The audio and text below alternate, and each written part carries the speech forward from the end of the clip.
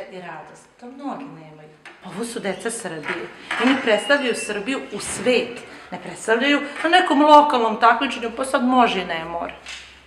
Po 12 olimpijada u Moskvi, pa nije to mala stvar. Kako ste se vas tri upoznali i kako ste došli na ideju da plešete zajedno? Ja sam upoznala u školi, moja je Stefan Dečanski, a Anu sam upoznala u udruženje Plava školjka. Tu smo krenuli na letovanje, zajedno druženje i onda sam ja došla na ideju da uključim Anu koja je slepa i Esma koja ne čuje da igraju sa mnom. Esma već je igrala sa mnom tako da zna hip-hop, a Ana nikad nije iskusila ples i onda sam ja pitala da li želi da proba, ona rekla da hoće i tako smo mi krenuli.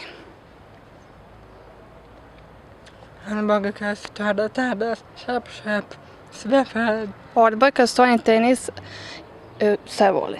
Nisam bila sigurna uopšte da ću ja uspjeti da savladam i jedan jedini korak. Meni je na početku to izgledalo skroz neverovatno i Marina me ohrabrivala i trudila se oko mene i ja sam se trudila da se njoj prilagodim i polako je to sve nekako krenulo i išlo lagano i nas dve smo uspele, naravno uz veliki trud.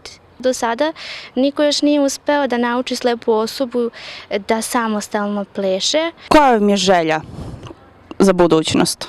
Za budućnost na želja da odemo u Moskvu u maju 2.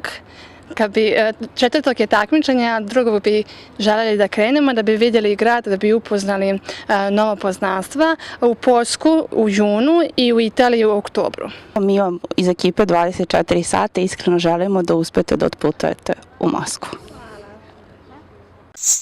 Hvala.